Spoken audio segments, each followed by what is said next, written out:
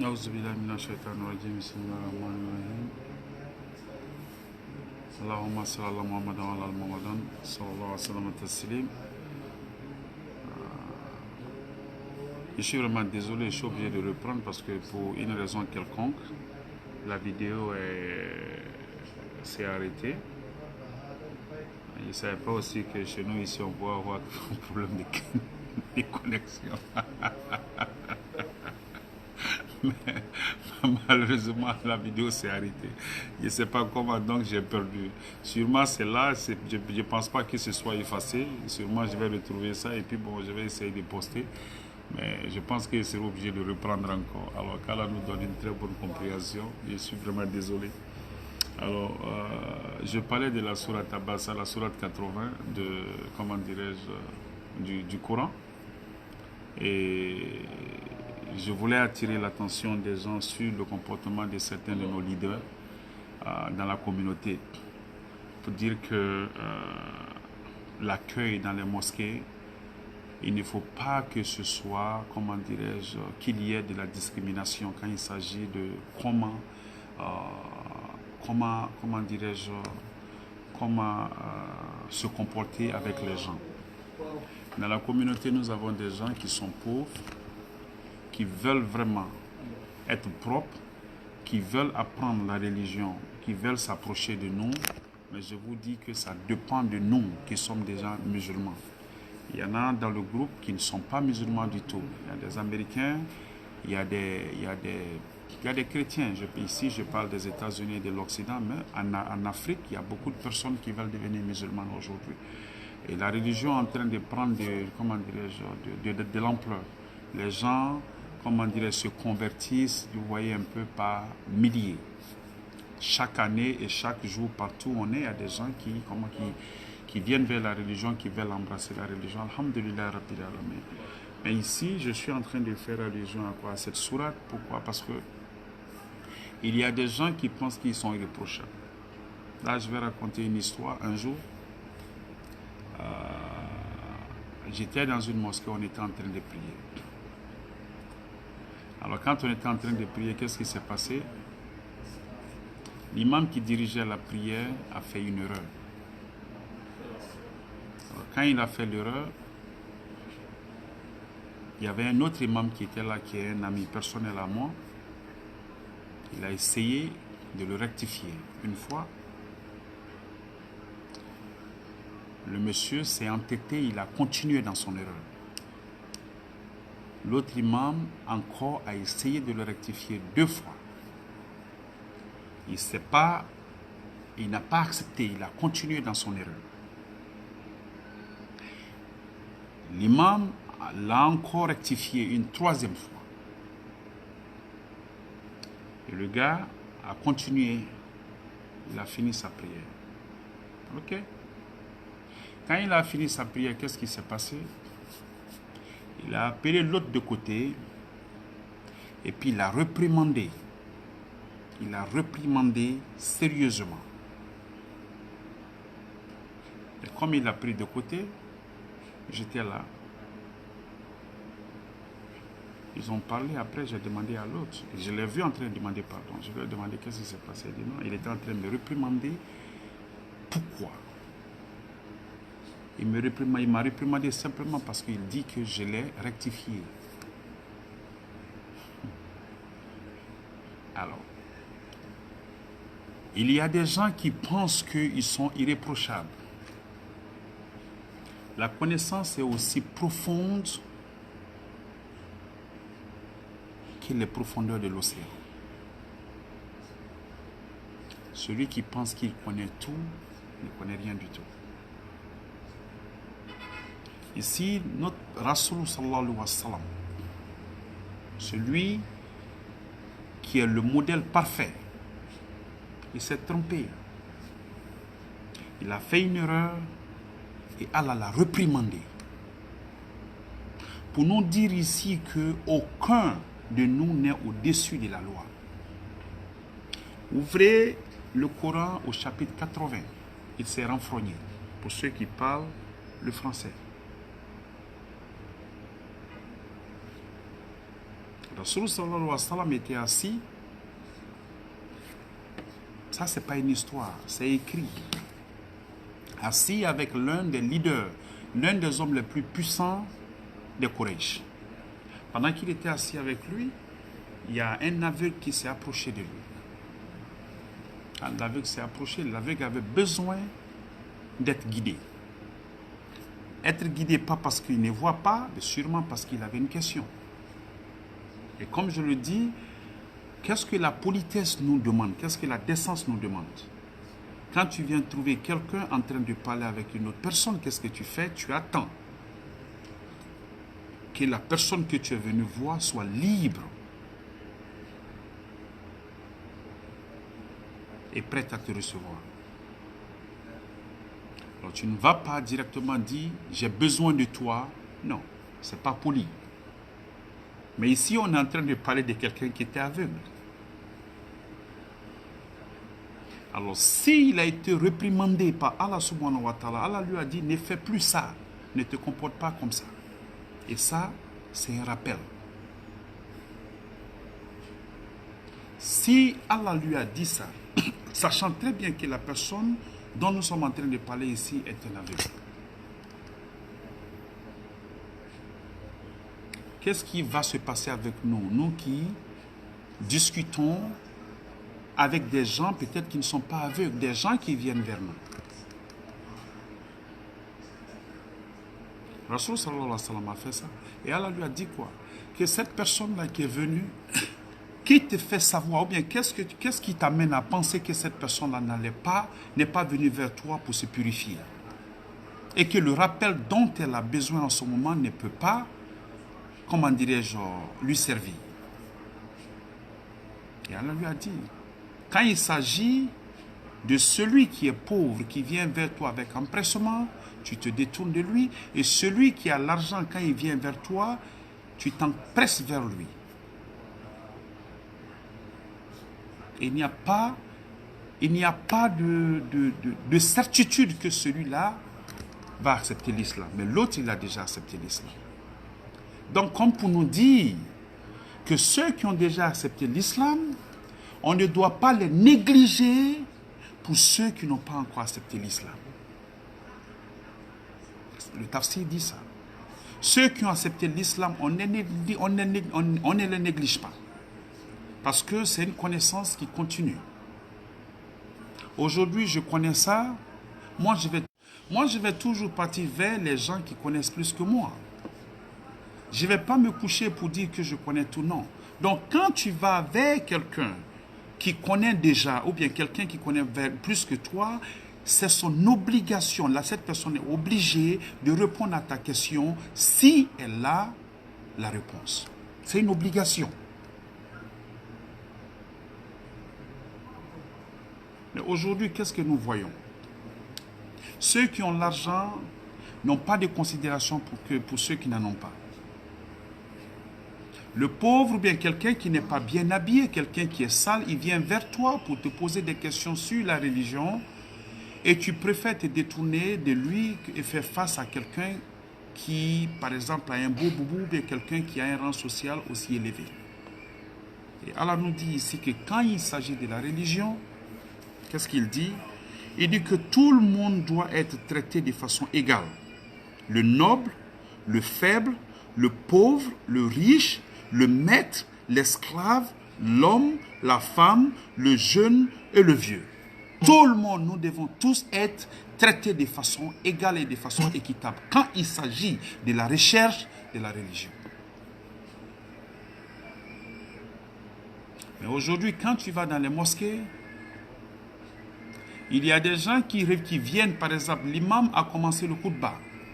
Le pauvre, il vient rapidement, il vient vite pour avoir les mérites. Il est assis devant. Il y a quelqu'un qui va venir parce qu'il porte un bazin de plus de 200 000 francs CFA ou bien 300 000 francs CFA. Il est connu parce que c'est quelqu'un qui fait des dons pour la mosquée, quelqu'un qui est connu, qui fait beaucoup pour la mosquée. Dès qu'il arrive, on sort l'autre du premier rang, on le fait asseoir. Le premier rang, Dans la religion, ce n'est pas, c'est celui qui est venu, surtout le vendredi. C'est celui qui est venu le premier. Les mérites sont distribués conformément à l'ordre d'arrivée. Alors, si moi, Karim, je viens pendant que le khutbah a déjà commencé, les mérites, tout le monde connaît. Mais si je viens avant l'imam, les mérites aussi, tout le monde connaît. En religion, nous sommes tous égaux. Alors, pour les imams, quand quelqu'un vient vers toi pour te demander quoi que ce soit comme information, sois indulgent, sois patient.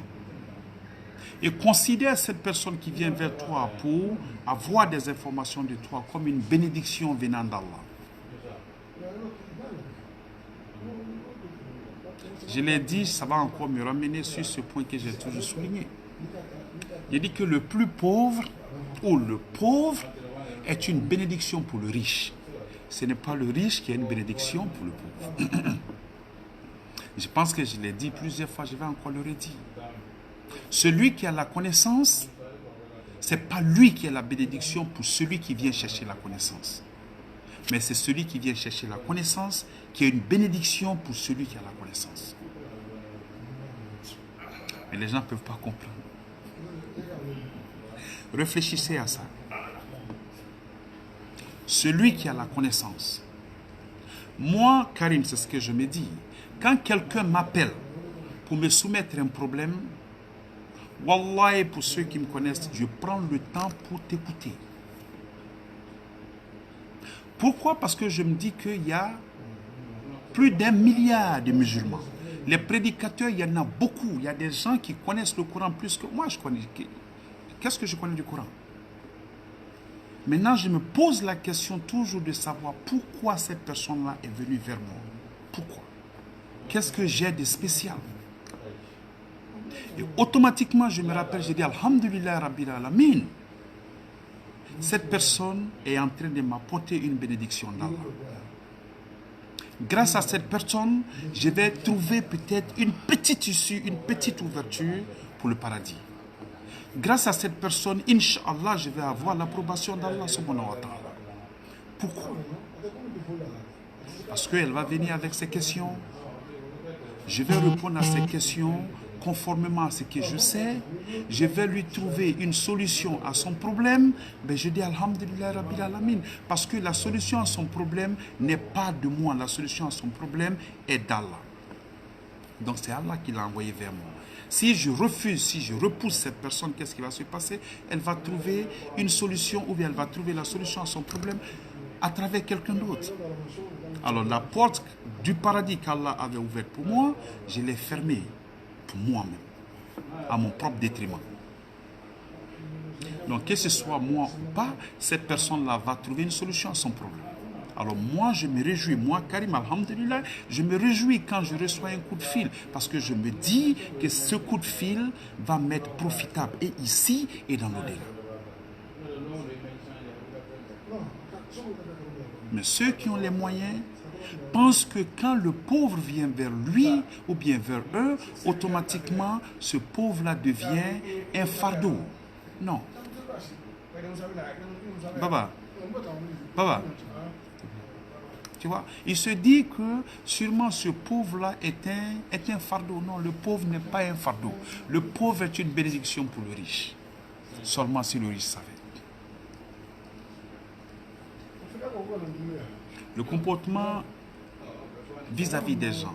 Il ne faut pas regarder quelqu'un ou bien te comporter avec quelqu'un à cause de sa tenue. Il ne faut pas te comporter avec lui à cause de son... Je ne sais pas comment on dit ça en français. À cause de son apparence. Il ne faut pas te comporter avec lui à cause ou bien conformément à son rang social. Ton bonheur, tu ne sais pas d'où il va sortir. Ton entrée au paradis, tu ne sais pas d'où ça va venir.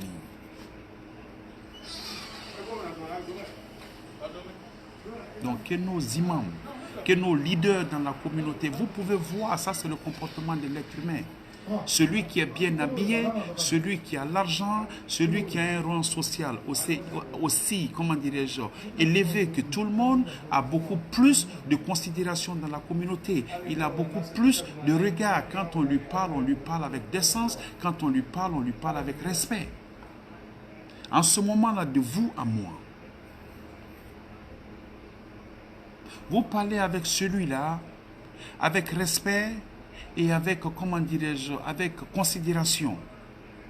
Parce que c'est un être humain ou à cause de son rang social.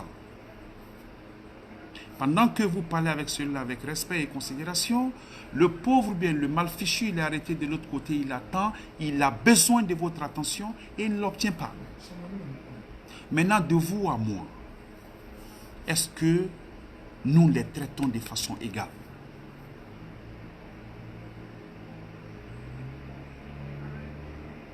Et Allah dit ici que quand il s'agit de la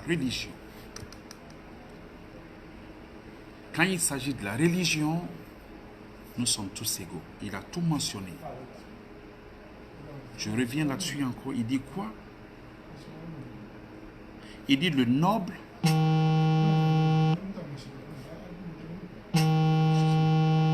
Allô, salam alaikum. Salam alaikum. Il dit que le noble, le faible, le riche, le pauvre, le maître, l'esclave, l'homme, la femme, le jeune et puis le vieux. Il dit que nous sommes tous au même pied d'égalité.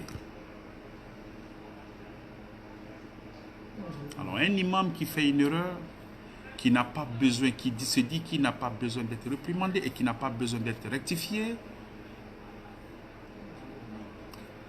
il faut lui rappeler que Rasul sallallahu alayhi wa sallam a été réprimandé par Allah subhanahu wa ta'ala. Et Rasul sallallahu alayhi wa sallam, c'est la meilleure des créatures.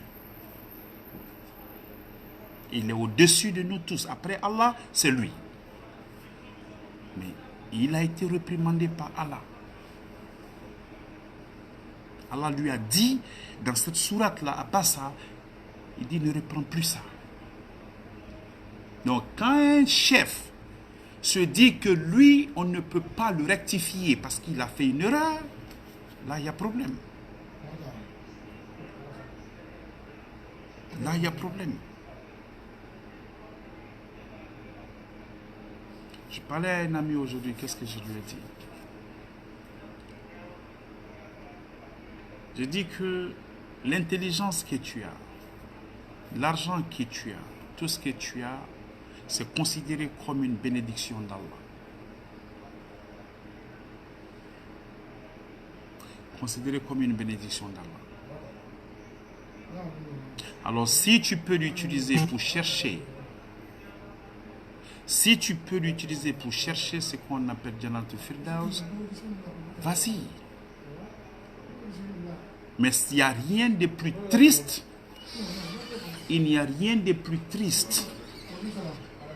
Wallahi, que de voir un homme riche entrer en enfer. Il n'y a rien de plus triste que ça. Il n'y a rien de plus triste. Un pauvre qui rentre en enfer, mais un riche qui rentre en enfer, il n'y a rien de plus déplorable que ça. Parce que Rasul sallallahu alayhi wa sallam le dit dans l'un de ses hadiths. Il dit que le jour de la résurrection, il y aura 70 000 personnes, un groupe de 70 000 personnes qui vont traverser le pont de Sirat sans aucune difficulté. On lui demande qui sont ces gens-là. Il dit que ces gens-là sont les gens qui ont redonné à Allah ce que Allah leur avait donné.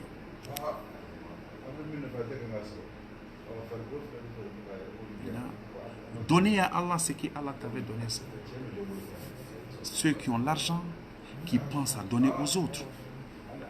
Ceux qui ont la connaissance, qui pensent à distribuer.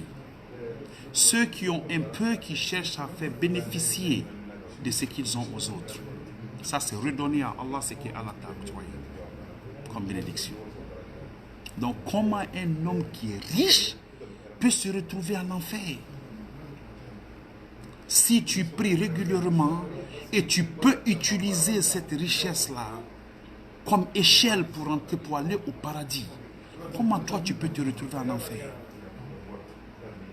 I don't get it. Je ne comprends pas, je ne comprendrai pas. On se bat dans l'obtention de quoi? Des villas, des immeubles. Ces choses-là, on va les laisser ici et puis on va se retrouver de l'autre côté.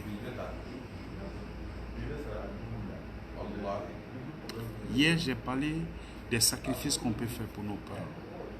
Les 2 rakats qu'on fait, les doigts qu'on fait, qu'on trouve insignifiants, c'est ce qui est important pour eux. Personne ne te dit de ne pas construire ou habiter. Mais construire des cités pour que les gens disent que tu es un babatier, tu as des moyens, tu as l'argent. Aujourd'hui, tu construis une grande maison.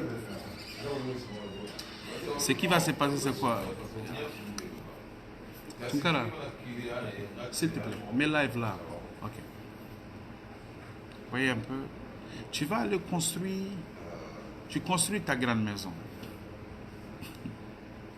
Ce qui va se passer, c'est quoi? C'est que les enfants, ils vont finir les études. Tu vas leur demander de venir habiter. Oh, j'ai acheté la maison là. Peut-être ils disent, ah maman, non, la maison là, moi je vais acheter ma maison de rêve. Il va te le dire carrément. Combien de grandes maisons nous avons aujourd'hui en Afrique qui sont vides? Combien de grandes maisons? Et les gens qui ont construit ces maisons-là sont allés pour laisser ça derrière. Maintenant, le malheur dans tout ça, c'est que certaines de ces maisons-là ont été transformées en maquis, en hôtels, en bars. La plupart de ces maisons ont été transformées en maquis pour boire l'alcool, en bar pour boire l'alcool, pour venir danser, et en hôtel pour venir forniquer. Les chambres de passage. 1 heure, 2 heures. Tu viens, tu fais ce que tu as fait, puis tu t'en vas. Maintenant, le malheur dans tout ça, c'est que celui qui a construit cette maison, toutes les bêtises qui vont se passer dans cette maison, il va avoir sa part dans sa tombe jusqu'au jour de la résurrection.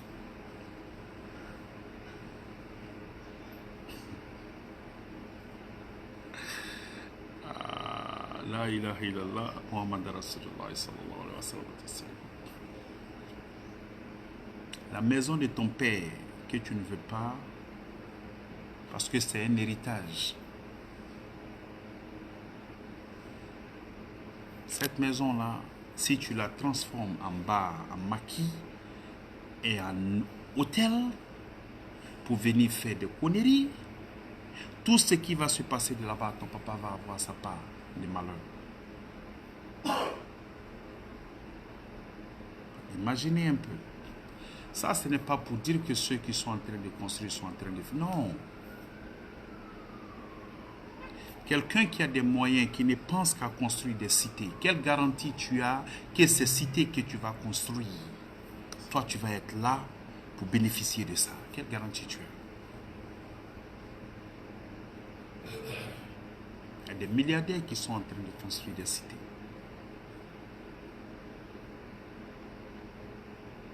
Comment ça va être utilisé après toi? Toi, tu ne sais pas.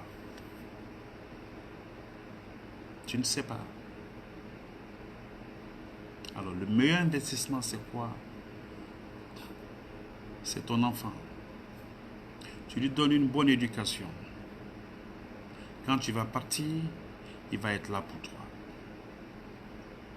Tu peux construire des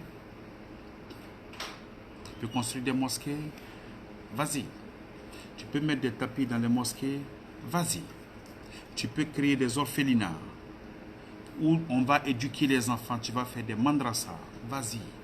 Tu veux nourrir des pauvres. Vas-y. Tu veux travailler et puis faire de la charité. Vas-y, parce que c'est ce qui va te profiter quand tu ne seras plus là. Qu'est-ce qui va te profiter quand tu ne seras plus là? En dehors de ça, rien d'autre. Je ne peux pas comprendre qu'il y ait des gens qui n'acceptent pas d'être réprimandés. Je veux que tout le monde prenne le temps pour aller lire cette sourate-là, la sourate 80. Tout le monde peut se tromper. Et quand tu fais une erreur, faire l'erreur, ce n'est pas ça le problème, parce que nous sommes des êtres humains. La chose la plus difficile, c'est de ne pas reconnaître ton erreur. Mais quand tu reconnais ton erreur et que tu décides de la corriger, alhamdulillah rabbil alamin. Allah a dit quoi? Tu as fait une erreur, reviens vers moi en repentant et j'accepte ton repentir.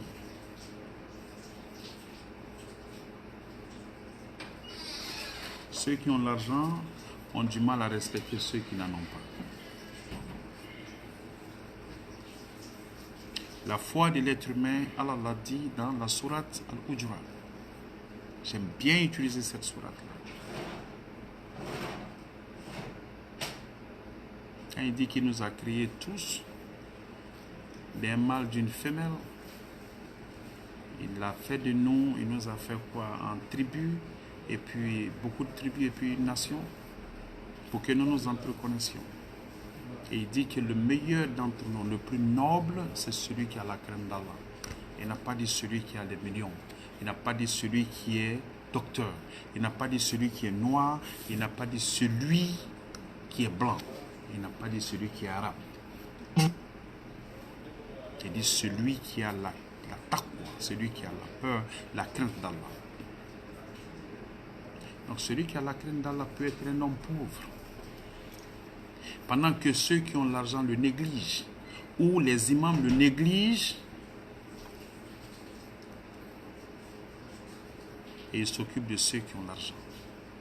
Maintenant, ceux qui ont l'argent, ça ne veut pas dire que parce qu'ils ont l'argent, ils sont propres, ça ne veut pas dire qu'ils ont la crainte d'Allah. Pourquoi on nous demande de faire des doigts quand on est à la mosquée, que chacun fasse des doigts? Parce qu'on ne sait pas qui est proche d'Allah. Ce n'est pas le plus riche. Ça peut être celui qui nettoie la mosquée. Ça peut être ce téboueur-là. Ça peut être celui-là qui a même du mal à trouver à manger.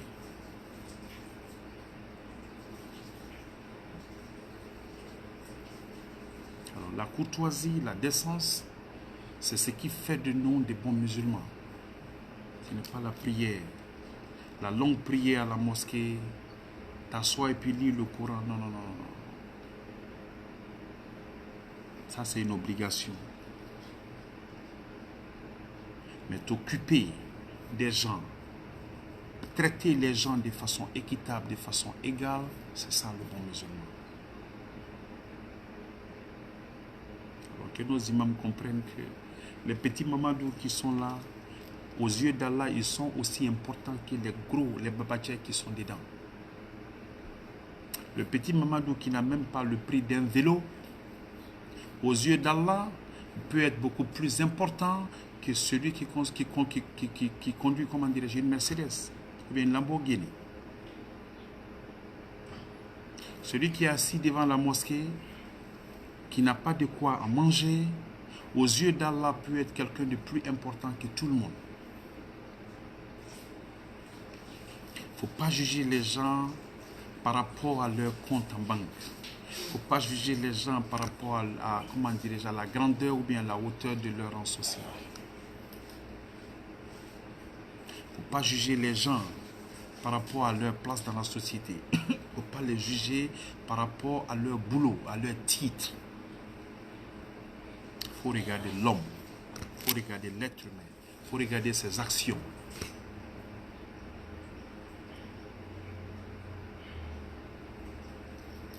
Le pauvre qui vient vers toi, le démuni qui vient vers toi, considère-le comme une bénédiction.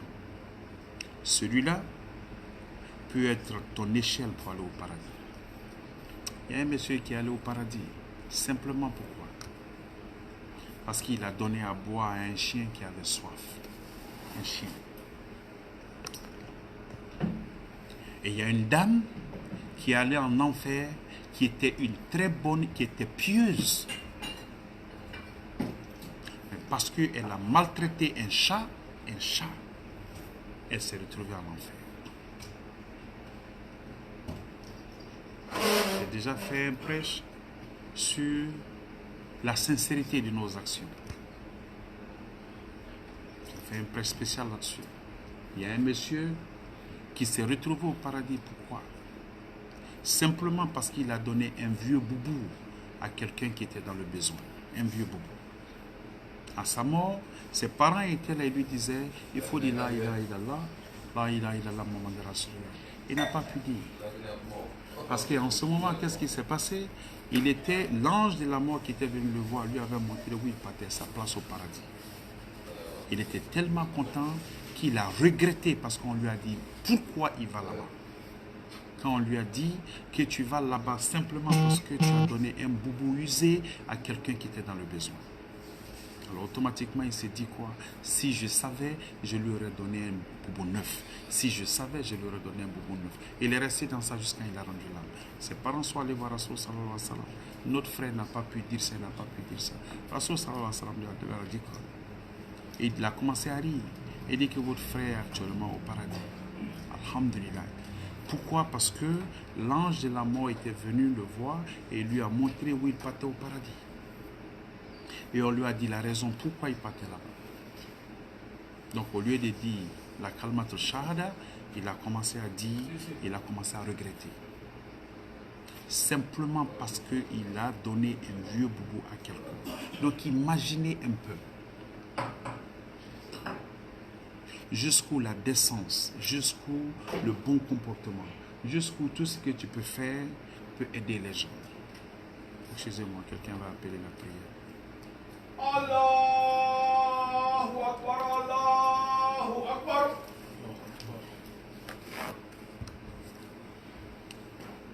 Allahu Akbar, Allahu Akbar.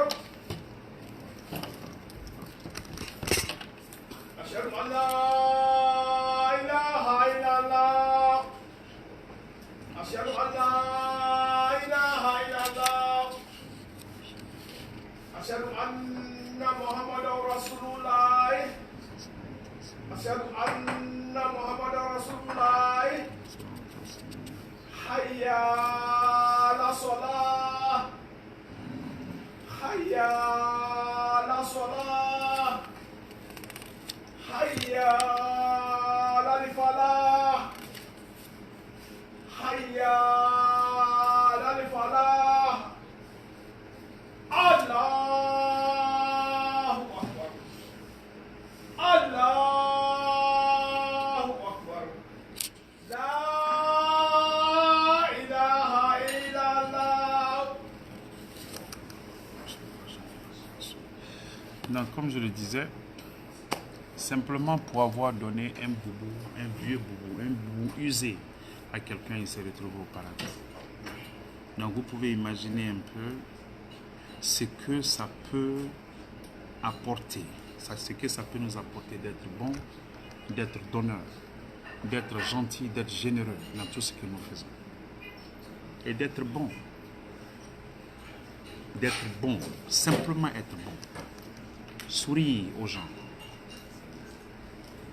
Quelqu'un qui vient vers toi, tu le traites avec décence. Alors que ceux qui pensent qu'ils ont l'argent ne se disent pas que ce sont eux qui sont une bénédiction pour les pauvres, mais qu'ils comprennent, que tous les riches comprennent que c'est le pauvre, l'indigent qui vient vers lui qui est une bénédiction pour lui. Qu'Allah nous donne une très bonne compréhension. Qu'Allah nous donne une très bonne compréhension. Allez-y lire cette sourate, la sourate 80. Il y a beaucoup de choses. Il ne suffit pas de lire. Dans cette même sourate, Allah l'a dit. Il dit que ce jour-là, que l'être humain, l'homme va fuir sa femme, il va fuir son frère,